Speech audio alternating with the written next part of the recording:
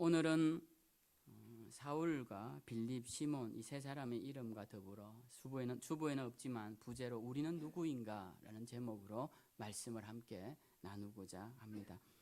지난주 설교에서 세 가지 중요한 대지들을 말씀을 드렸는데 그 중에서 제가 오늘도 강조드리고 싶은 것은 시련을 두려워하지 말자라는 말씀입니다. 예루살렘 교회에는 큰 핍박이 왔습니다. 그들의 지도자였던 스데반이 돌에 맞아 죽고 그를 믿는 자들, 하나님을 예수 그리스도를 믿는 자들을 또 잡아가고 그렇게 해서 교회에 큰 박해가 찾아왔습니다. 이 박해로 인하여서 사람들은 믿음을 지키려면 이곳을 떠나야 하고 또 믿음을 지키고 여기에 남아있으려면 박해를 받아야 돼서 사람들이 모두 하나둘씩 이 예루살렘을 떠나게 됩니다. 그래서 저는 이 박해를 통하여서 교회에 어떤 일이 일어났는가에 대해서 말씀을 드리면서 이 박해가 예루살렘 교회는 힘든 일이었지만 이 일로 인하여서 복음이 전가되게 되었고 이 복음 전파는 예수님께서 하늘로 올라가시기 전에 너희는 예루살렘과 온 유대와 사마리아와 땅끝까지 이르러 내 증인이 되라고 하신 그 말씀을 이루게 되는 놀라운 순종의 역사를 이루었다.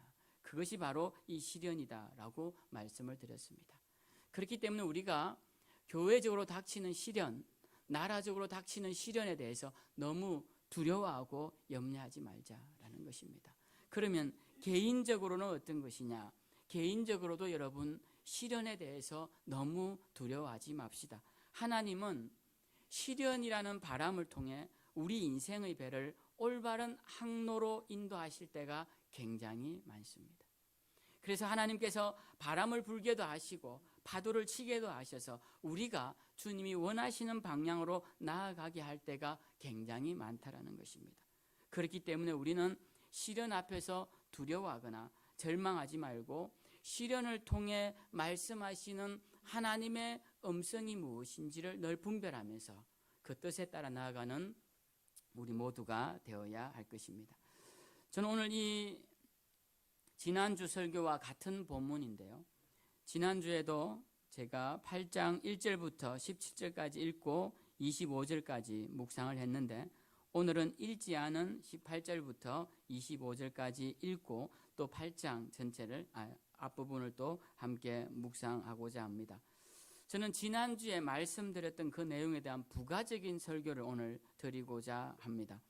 오늘 우리가 8장 1절부터 오늘 읽은 25절까지 내용에 보면 특별히 중요한 의미를 던지는 세 사람이 나옵니다. 첫 번째는 1절과 3절에 나오는 사울이라는 사람이고요. 두 번째는 이 사건의 사마리아 복음 전파의 가장 핵심적인 인물 빌립이라는 신실한 주의 종이고요. 세 번째는 오늘 우리가 읽은 본문에 나오는 문제의 주인공 시몬입니다. 저는 이 세 사람들을 보면서 우리는 어떤 사람이 되어야 하는가, 우리 가운데 어떤 모습을 버리고 어떤 모습을 회복해야 되는지에 대해서 말씀을 나누고자 합니다. 오늘 우리가 읽은 성경 8장에 보면 스데반이 7장에서 죽고 예루살렘 교회가 핍박받는 이 8장 사이에 아주 문맥에 어울리지 않는 한 절 이상한 절이 나옵니다. 그게 8장 1절인데요. 거기 보면 이런 말씀이 있습니다. 사울은 그가 죽임당함을 마땅히 여기더라 라는 것입니다. 이 그는 스데반이죠. 스데반이 돌에 맞아 죽을 때 마땅히 죽어야 할 자라고 생각했던 수많은 사람들이 있었는데도 불구하고 그 중에 사울 이름 하나 딱 떼서 사울은 그가 죽임당함을 마땅히 여기더라 라고 여기 중간에 말해주고 있습니다. 그러면 이 사울은 누구이기에 이렇게 중간에 문맥에 어울리지 않게 등장할까요? 여러분 사울이라는 사람 다 아시죠? 나중에 이 사울은 바울이라는 로마식 이름으로 바뀌어져 불리고 이방의 복음을 전하는 사도 바울이라는 그 이름으로 더 유명해진 이 사람, 그 사람이 바로 이 사울입니다. 이 사울은 히브리식 이름이고요. 이스라엘의 초대왕 사울 왕과 동일한 이름입니다. 그러니까 사울은 히브리어고 바울은 그리스어라고 할 수 있는 것입니다. 그리고 그걸 영어로 하면 폴이죠, 폴. 그래서 이 바울이 영어식 발음은 폴이 되는데요. 이 사울이 1절에 나오는 이 바로 그 사울입니다. 오늘 이 1절에 나오는 사울은 그리스도인들이 죽는 것에 대해서 마땅히 여기고 3절에 보면 교회를 잔멸하러 다니던 사람이었습니다. 그는 예수 그리스도를 믿는 자들을 잡아가두고 심지어 죽이는 일에 앞장섰던 사람임을 7장에서 언급하고 있습니다. 그리스도인들은 이 사울을 보기만 해도 두려워할 만큼 교회를 강하게 핍박했던 사람이었습니다. 그런 사울이 예수 그리스도를 만나고 완전히 다른 삶을 살게 됩니다. 앞에서 말씀드린 것처럼 그는 예수 그리스도의 제자가 되어서 복음을 위해 전 세계를 다니며 그의 일생을 죽기까지 복음 전파에 힘쓰는 삶을 살게 됩니다. 우린 여기서 놀라운 것을 발견하게 되는데 어떻게 이렇게 사울이 바뀔 수 있느냐라는 것입니다. 그것은 그가 예수님을 제대로 만났기 때문에 그렇습니다. 그가 다메섹으로 가는 길, 그 길도 예수 믿는 자들을 잡아 죽이려고 가는 그 길이었습니다. 그 다메섹 그 도상에서 사도 바울은 사울이란 이름을 가지고 있던 이때에 예수님을 만나게 되죠. 예수님이 부르십니다. 사울아 사울아 네가 왜 나를 핍박하느냐. 그때 사울이 누구시냐고 물을 때 내가 바로 너희가 핍박하는 예수라라고 말씀해 주시고 사울이 그때 예수님을 만나게 됩니다. 그 예수님을 만난 사울은 작은 자, 미천한 자라는 뜻의 로마식 이름 바울로 이름을 바꾸고 그 이름으로 이제 불려지게 되고 그는 더 이상 이스라엘 초대 왕의 이름인 사울이라는 이름이 아니라 겸손하고 낮은 자라는 작은 자라는 뜻의 로마식 이름 바울로 불려지는 삶을 살게 됩니다. 우리는 이것을 보면서 바울로 변한 사울의 모습을 보면서 하나님 앞에서 변화되지 않을 사람이 없다라는 사실을 깨닫게 됩니다. 아무리 사울처럼 강하고 강팍하고 추악한 죄인이라도 예수 그리스도 십자가 앞에 서면 그분의 진실한 사랑 앞에 서면 그의 삶의 방향은 바뀔 것이고 사울이라는 이름처럼 세상의 왕 같은 자리에 앉기를 소망했던 자들이 바울이라는 이름처럼 가장 낮은 자리에서 미천한 모습으로 주님의 영광을 위해 살아가는 자들이 되고 마는 것입니다.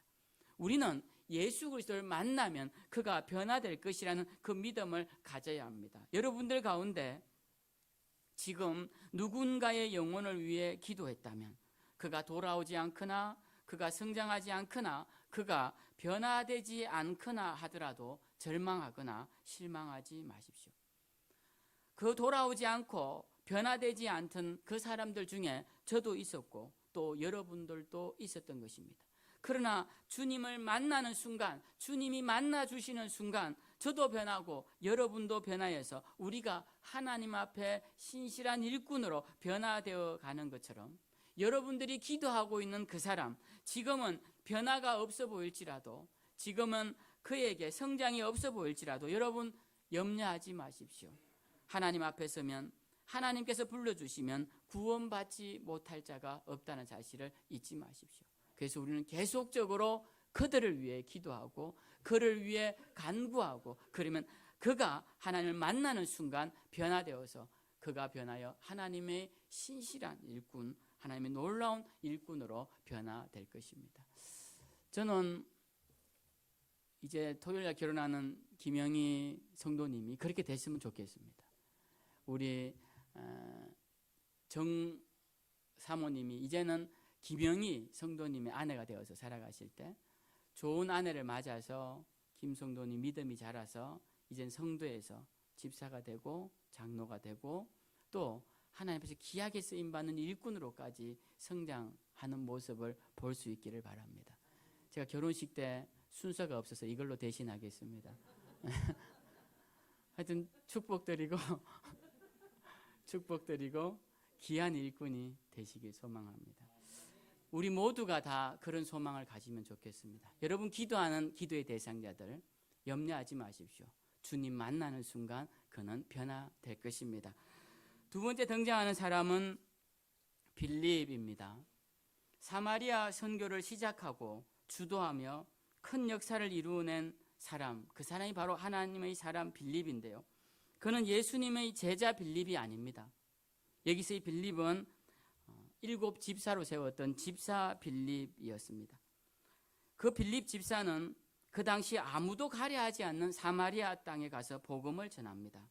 그럼 사마리아 땅은 왜 아무도 가려하지 않았을까요? 유대인들은 사마리아 사람들을 보면 경멸에 찬 눈으로 보았고요. 이 한민족이었던 두 나라 백성은 같은 뿌리에 나서면서도 불구하고 서로 견원지간처럼 서로 쳐다보았습니다. 왜 그렇게 되었을까요? 이 사마리아는 북이스라엘의 수도였었고요. 이 북이스라엘은 아수르에 의해서 멸망당합니다. 근데 이 아수르에 의해서 이방 민족과의 혼혈 정책을 쓰게 되고 이때 선민으로서의 혈통의 순수성을 잃어버리게 됩니다. 북이스라엘이 멸망한 뒤에 남이스라엘은 150년 정도 나라가 더 유지가 돼요. 그러다가 이 남이스라엘도 바벨론에 의해 멸망당합니다. 이 뒤로 북이스라엘도 나라가 멸망하고 남이스라엘도 나라가 멸망했는데 똑같이 나라가 멸망했지만 남이스라엘 사람들은 북이스라엘 사람들을 여전히 비하하고 혼혈족이라고 이방족이라고 비하했기 때문에 이 북이스라엘 사람들도 남이스라엘 사람들을 좋게 보지 않았습니다.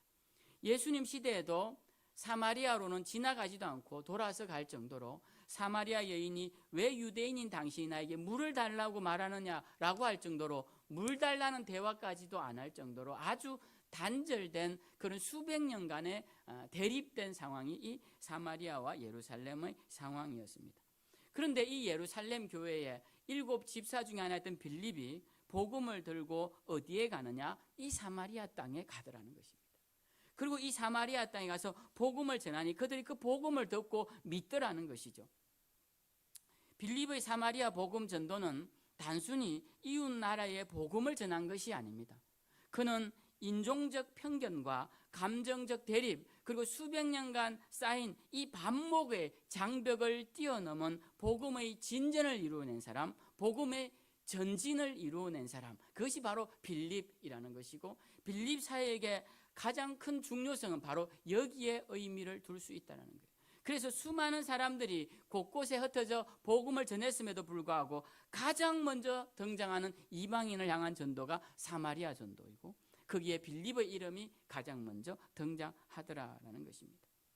이러한 중요한 사마리아 전도에 베드로와 요한도 직접 내려가서 힘을 실어 주었고 복음을 들은 자들에게 안수를 하자 그때 성령이 임하시게 됩니다. 물론 이 일로 인해 사도들의 안수와 성령 강림과의 관계에 대해 구구한 신학적 논쟁의 요소를 던져주게 되었지만 이 사건의 강조점은 거기에 있는 것이 아니라 예루살렘과 사마리아가 이제는 두 개가 아니라 교회를 통하여 하나가 되고 신앙을 통해 합의를 이룰 수 있다는 것을 보여주는 민족적 장벽을 허문 위대한 사건이다. 거기에 초점이 맞추어져 있는 것입니다.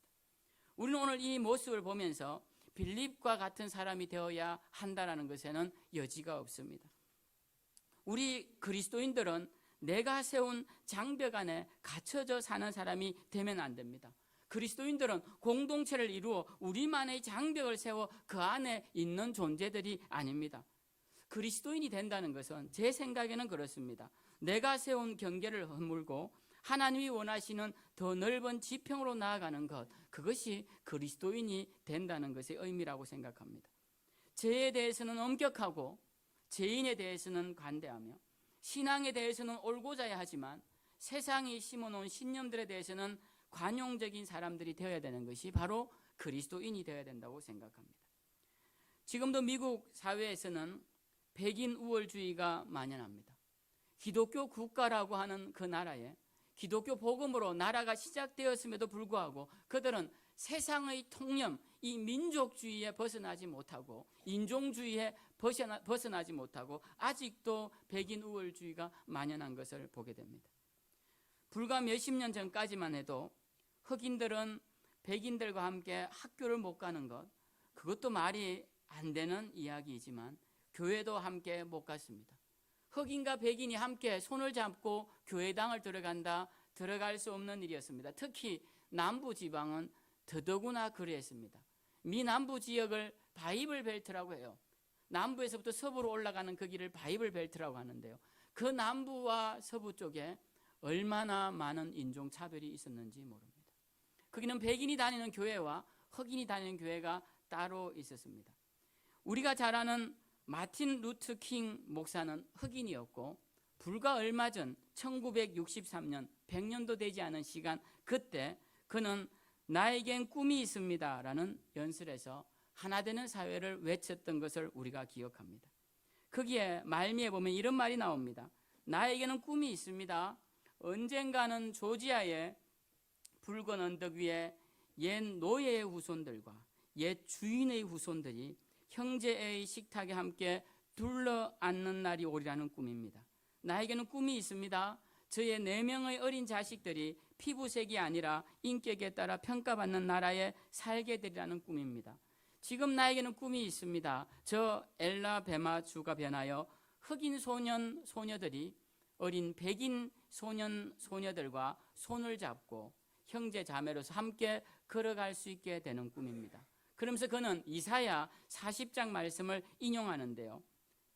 어느 날 모든 계곡이 높이 솟아오르고 계곡이 솟아오르고 모든 언덕과 산은 낮아지며 거친 곳은 평평해지고 굽은 곳은 곧게 펴지고 하나님의 영광이 나타나 모든 사람들이 함께 그 광경을 지켜보는 꿈입니다 라고 하면서 연설을 마무리합니다.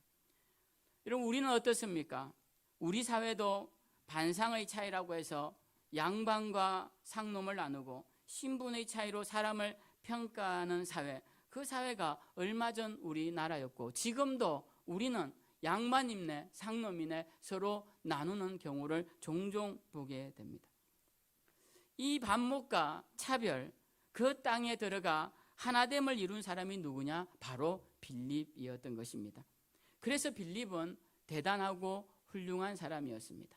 그 당시 세상이 다 도외시하던 그들에게 가서 복음을 전한 것이고, 용납할 수 없는 사람들에게 가서 용납을 이야기하고 복음으로 하나를 일구내고 예루살렘 교회와 사마리아 교회가 일치를 이루는 놀라운 일을 이룩한 것입니다. 우리도 빌립과 같은 사람이 되어야 할 것입니다.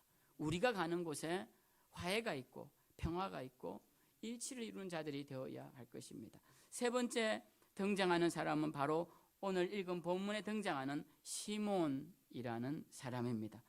시몬이 어떤 사람인지 지난주에 말씀을 드렸습니다. 오늘은 지난주 말씀드리지 않은 부분을 중심으로 시몬에 대한 이야기를 잠깐 하죠. 오늘 시몬은 18절에 봤더니 이런 이야기를 합니다. 시몬이 사도들의 안수로 성령 받는 것을 돈을 들여 사려 합니다. 이러한 돈을 주고 살려고 하는 시몬의 태도에서 이 더 중요한 것은 시몬이 하는 말인데요. 19절에 보면 시몬이 이런 말을 합니다. 그 일을 하면서 이르되, 시몬이 말합니다. 이 권능을 내게도 주어 누구든지 내가 안수하는 사람은 성령을 받게 하여 주소서라고 시몬이 말했다라는 것입니다. 여러분, 만약 이 말을 오늘날 목회자가 했다면 여러분들 그대로 들었을 것입니다. 여러분들이 어떤 목사가 제가 안수하면 여러분 성령 충만을 받을 것입니다. 그러면 아멘하고 여러분 머리를 이렇게 갖다 댔을 것입니다. 그런데 오늘 이 말은 누가 한 말이냐? 시몬이 한 말이라는 거예요. 시몬. 오늘날 또 많은 사람들이 성령을 받으라 이런 표현을 씁니다. 여러분, 성령을 어떻게 받습니까? 성령은 비인격적인 존재가 아닌데 어떻게 받습니까? 성령을 인격적인 존재라고 말하는 것은 우리와 같은 존재라는 것입니다. 물질적인 존재가 아니라는 것이죠. 던지면 받을 수 있는 존재가 아니라는 것입니다. 성령을 받으라. 어떤 사람들은 요즘도 입에다 마이크에다 대고 바람 불고 성령 받으라 하는데, 여러분, 그렇게 하는 데 있으면 일단 한번 의심해 봐야 합니다. 그것이 과연 올바른 성령님을 대하는 태도인지를 우리가 알아야 한다라는 것이죠. 얼마 전에도 이런 일 때문에 예장 백석교단에서 문제가 발생했죠. 거기뿐만 아닙니다. 우리 침례교단에도 지금 문제가 발생해서 징계위원회가 구성되어 있습니다. 여러분들이 유튜브에서 많이 본 사람입니다. 여러분, 왜 그럴까요? 왜 그런 일이 일어날까요? 성령님을 대하는 태도가 잘못되었기 때문에 그렇습니다. 여러분, 제가 누차 목이 터져라 말씀드린 것이 바로 이것이에요. 성령님은 비인격적인 존재가 아니시기 때문에 우리가 성령님을 부리는 존재가 아니라 우리가 성령님 안에서 부림을 당하는 존재라는 것입니다. 우리가 성령의 능력을 받으려면 성령님 안에 있는 것이지 성령님이 내 안에 들어와서 내가 성령님을 포용하는 것이 아니라는 것이에요. 어떻게 하나님이 내 안에 들어올 수 있습니까? 여러분, 하나님의 성전을 지을 때 솔로몬이 이런 말을 하죠. 솔로몬의 성전은 지금 흔적을 찾아볼 수 없습니다. 그 성전이 얼마나 화려했는지 그 뒤에 지어진 서룹바벨의 성전을 보고 그 초라함 때문에 사람들이 울었다고 해요. 서룹바벨 성전도 대단히 훌륭했는데 그것도 무너졌습니다. 지금은 헤롯 성전을 지었는데 그 헤롯 성전도 무너졌죠. 솔로몬의 성전이 굉장히 아름다웠는데, 크고 아름다웠는데 그때 솔로몬이 이런 말을 합니다. 하늘에 하늘들이라도 어찌 하나님의 발등상이라도 이곳에 담아낼 수 있겠습니까? 라고 말을 합니다. 그 큰 화려한 성전에 하나님의 발바닥조차도 담아낼 수 없다는 거예요. 그러니까 하나님의 임재에 대해서 우리가 너무 경홀히 생각한다는 것입니다. 성령 하나님은 우리가 부리는 존재가 아닙니다. 어떤 사람들은 자꾸 성령 받으라 그러고 귀신 보이네 그러는데, 여러분, 귀신 보이는 사람 일단 조심해야 합니다. 여러분, 뭐가 좋겠습니까? 귀신 보는 사람. 귀신 보는 사람, 제일 잘 보는 사람들이 무당들이에요. 무당들이 귀신을 얼마나 잘 보는지 들어오면 딱 압니다. 저는 한 번도 안 가봤지만 들어오면 딱 안돼요. 가본 사람들 말로는. 왜 왔는지, 그리고 무슨 일 때문인지. 여러분, 무당들이 귀신의 역사가 아니고서 어떻게 그렇게 잘할 수 있습니까? 그 사람들 귀신 잘 봅니다. 그러니까 귀신을 보려면 거기로 가면 돼요. 우리는 귀신을 보는 자들이 아닙니다. 누구를 보는 자들입니까? 우리는 하나님을 바라보는 자. 우리는 예수 그리스도의 십자가를 바라보는 자들입니다. 어둠 가운데 있는 악한 세력들 속에 있는 게 아니라 우리는 빛 가운데 있는 광명한 분을 바라봐야 하는 어둠의 자식이 아니라 빛의 자녀들이다라는 것입니다. 근데 왜 자꾸 귀신 보는 사람들한테 가서 귀신 쫓아달라고 그러십니까? 제가 아는 이 백석계단의 이 목사도 나는 다 보인대요. 제가 직접 들었어요. 지금 직접 목소리로. 귀신이 다 보인답니다. 기도하면 귀신이 나간대요. 이런 그런 말 들으면 섬뜩하죠. 막 당기기도 하죠. 그런 말에 미혹되지 마십시오. 귀신은 그렇게 눈으로 보는 게 아니죠. 그리고 귀신은 볼 필요가 없습니다. 여러분, 어둠을 떠나가게 하는 가장 좋은 방법이 뭡니까? 빛으로 나아가는 것입니다. 어둠을 바라보는 게 아니에요. 내 속에 있는 어둠을 주의 깊게 면밀히 보지 마십시오. 그 어둠에 동화됩니다. 우리가 어둠을 몰아내려면 빛 가운데로 나아가야 되는 거예요. 자꾸 헛된 일로 나아가면 안 된다라는 것입니다. 우리는 주님을 바라보아야 하는 것입니다. 오늘날 많은 주의 종들이 아니죠. 주의 종이라 불리는 많은 사람들이 자신들의 능력을 드러내며 그것을 마치 성령의 역사로 포장하여 자신의 이름을 드러내는 경우가 너무너무 많습니다. 우리 교단에도 많고요. 다른 교단은 말할 것도 없고 오늘 얼마나 많은지 모릅니다. 여러분, 이러한 일들의 밑바탕에는 무엇이 있느냐? 성령님을 대하는 태도의 문제가 있다라는 것입니다. 그들은 성령님을 부리는 영쯤으로 생각합니다. 마치 예수님이 천사들을 부리는 영으로 하셨던 것처럼 우리도 마치 성령님을 그 정도로 생각한다는 거예요. 우리는 하나님의 임재 앞에 서면 제대로 서 있을 수도 없는 참 미미한 존재들인데 어찌나 용감하든지 하나님의 임재 앞에 두려움 앞에 선다는 거예요. 우리가 하나님의 임재 앞에 두려움 앞에 설 수 있는 것은 오직 예수 그리스도 그 십자가의 보혈을 의지하고 가능하다라는 것입니다. 여러분, 우리는 성령님을 부리는 존재들이 아닙니다. 우리는 성령님에 의해 부림을 받는 종들입니다. 성령이 가라 하시면 가고, 서라 하시면 서고, 말하라고 하시면 말하고, 입을 다물라 그러면 입을 다물어야 할 존재들인 것입니다. 주인을 부리며 성령을 받으라고 하는 사람들이 어찌 성령의 사람들이라 할 수 있겠느냐라는 것입니다. 그 사람들은 오늘 똑같이 이 시몬과 같은 사람입니다. 여러분, 오늘 이 시몬을 향하여서 베드로가 뭐라고 말하는지 보십시오. 22절에 먼저는 너의 이 악함을 회개하고 주께 기도하라. 혹 마음에 품은 것을 사하여 주시리라. 베드로도 모릅니다. 사하여 주실지 안 사하여 주실지는. 하나님이 혹 사하여 주실 수도 있다는 겁니다. 그 다음에 중요한 말씀이에요. 23절에 보니 내가 보니 너는 악독이 가득하며 불의에 매인 바 되었도다. 이렇게 말합니다. 여러분, 이 시몬이 어떤 사람이냐?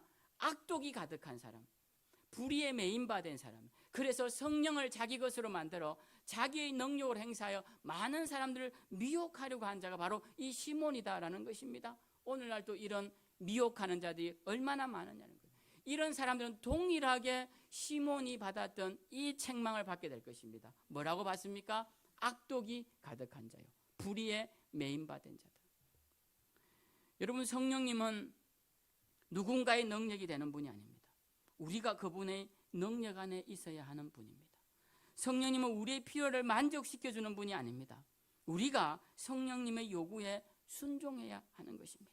오늘날 성령님이 왜곡되어서 마치 성령이 충만해서 우리의 모든 문제가 해결되고 우리의 모든 약함이 치료되고 우리가 모든 어려움들에게 해결받는 그런 해결의 수단 정도로 생각하시는데 그렇지 않다라는 거예요. 우리는 성령님께서 원하시는 것을 이루어드려야 할 종이라는 것입니다. 우리가 아프더라도, 우리가 가난하더라도, 우리가 아는 것이 별로 없더라도, 상황이 열악하더라도 성령님께서 하라 하시면 해야 하는 종이지 어찌 성령님이 우리를 위해 존재하시는 분이냐라는 겁니다. 그것이 하나님을 대하는 피조물의 올바른 태도인 것이죠. 그러한 태도로 우리가 하나님 앞에 서야 합니다. 우리가 삼위일체 하나님을 믿는다고 하면서 성령 하나님을 경홀히 여기는 것, 그것은 하나님을 경홀히 여기는 것이죠. 우리는 오늘 세 사람을 살펴보았습니다. 우리가 누가 돼야 될지는 분명합니다. 우리는 시몬이 되면 안 됩니다.